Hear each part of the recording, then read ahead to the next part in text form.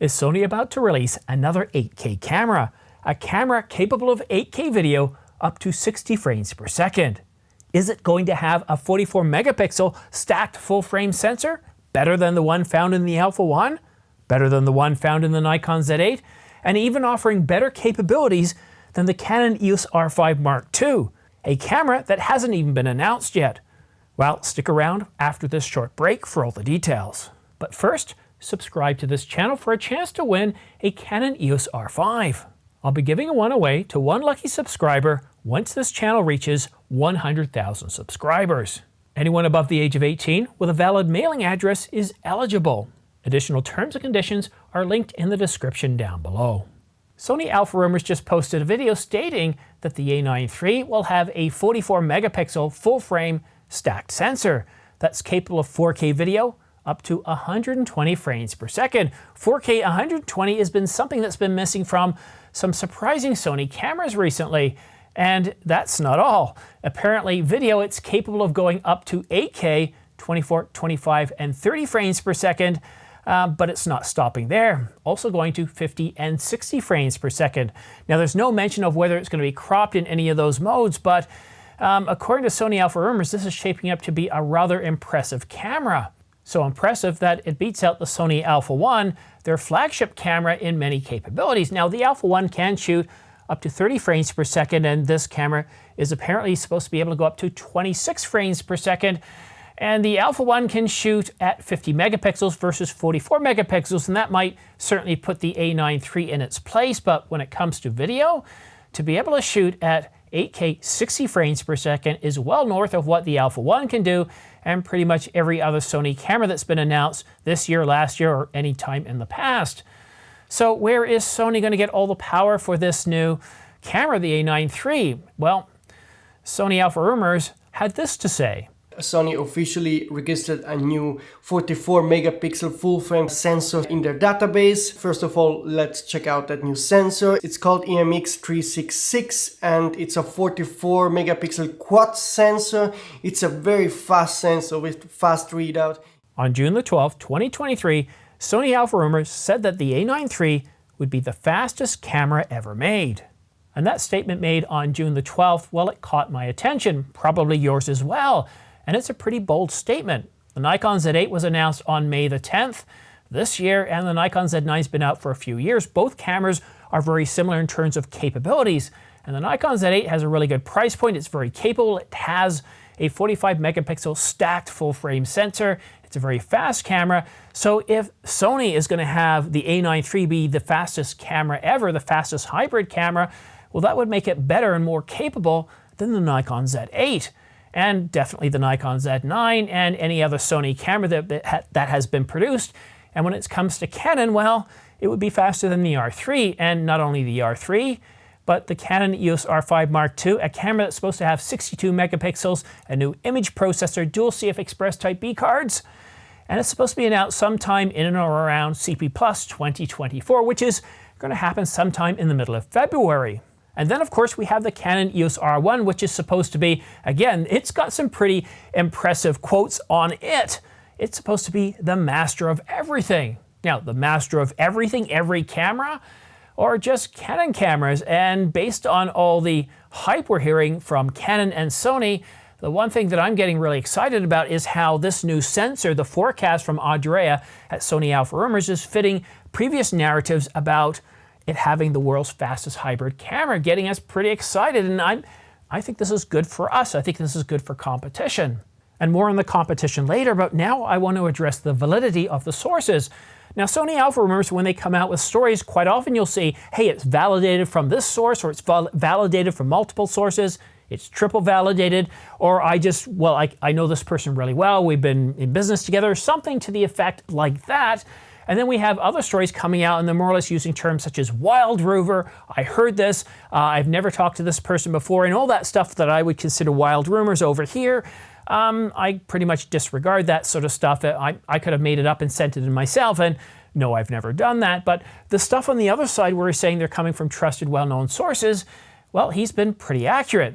the A7 IV, the A7C II, the A7CR, the A6700, and I can go on. Whenever he's had triple validated sources, going back to the A7S III, well, he's been pretty accurate. I would say over 80%, 95% of the time, and that's pretty impressive. And these two sources, well, they're trusted sources.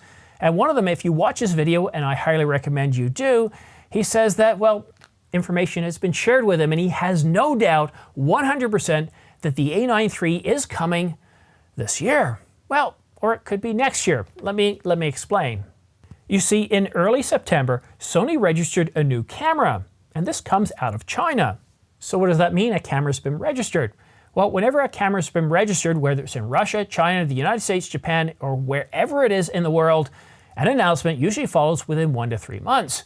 So let's say September the 1st, that means we could have an announcement as early as October the 1st, or November the 1st, or even December the 1st, or maybe even January. But what I'm willing to bet dollars to donuts is I think the time frame is going to be probably late October. And Sony did this last year with the Sony A7R5. Now, we could have it in early November, but once we start to move into November, the chances of getting any major announcements start to die off. Now, we have seen some exceptions to this. We have had announcements in November in the past, but not a Sony. And Andrea, well, from Sony Alpha Rumors, he says that it could happen anywhere from November to January 2024. I'm going to go ahead and call it and say it's going to happen sometime between the end of October and the first 2 weeks of November. So the Sony A9 III is going to have a 44 megapixel full frame stacked sensor.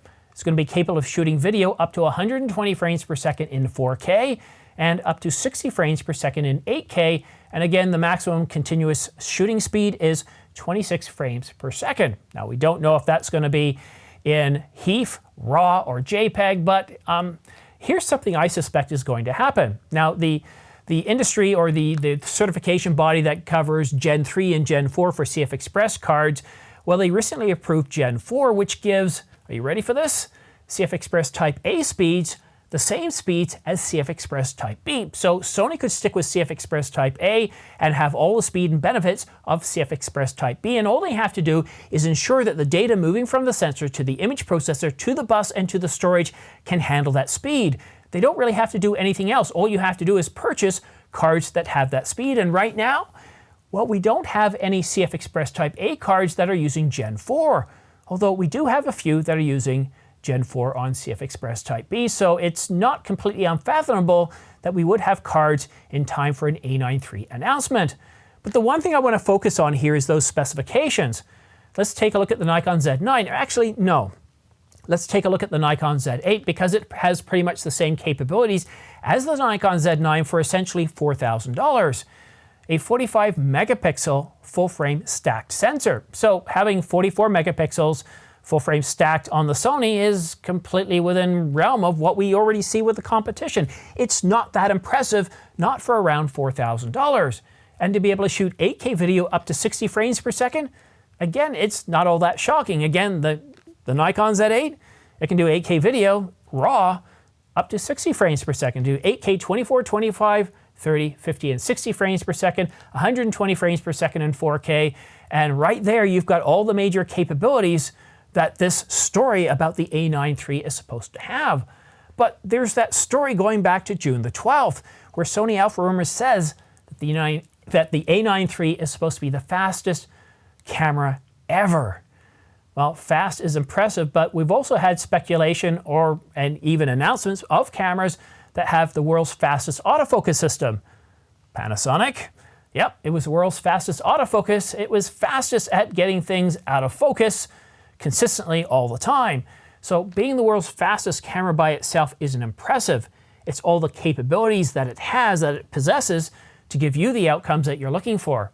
Now, if you're interested in purchasing the Sony A9 III, well then stick around because it's going to be exciting. But if you're interested in purchasing the Canon EOS R5 Mark II or the Nikon Z8 or any other major camera like the Panasonic S1H Mark II or the S1 II, well, you're going to want to stick around and pay attention to what's happening with Sony, because if Sony's finally waking up and is coming out with a camera that's going to be the fastest ever and have the best specifications, better than the Nikon Z8 and better than the Canon EOS R5 Mark II before it's even been announced, well, that's good news. It's good news for Sony customers, Canon customers, Panasonic customers, Nikon customers. It's good for all of us because it just shows that Sony's waking up again, is paying attention to the competition that Canon and Nikon are bringing to this price segment.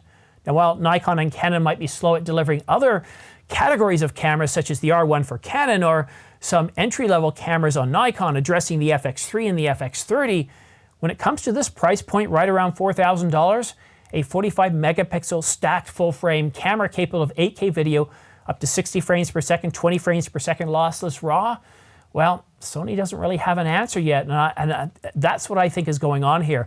I have a sense that the A9 III is going to answer the Sony, not the Sony, sorry, it's going to answer the Nikon Z8, the Canon EOS R5, and I believe if Sony's bold enough, they might try to answer the Canon EOS R5 Mark II before Canon even provides a development announcement or leaks information on the Canon EOS R5 Mark II.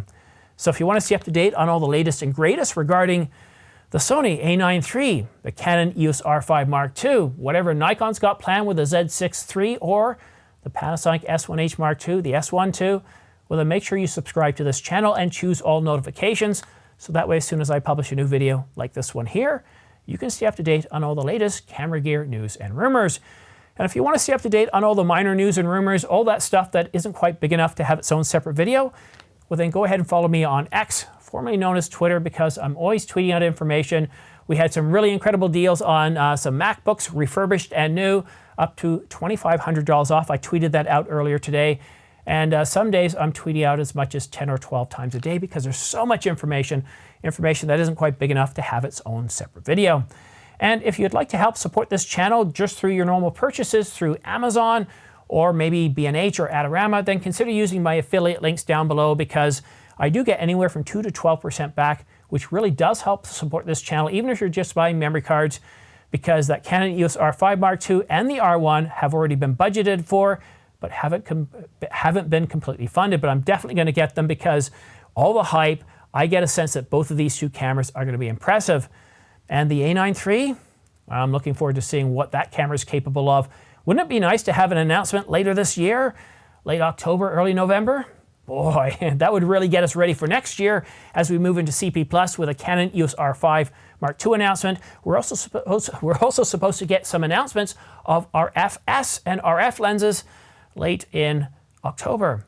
So stick around, subscribe, follow me on Twitter because there's an awful lot going on this year and leading into next year. It's going to be some exciting times, but that's it for now. Thank you so much for dialing in. Have yourself a great week, and we'll see you again soon.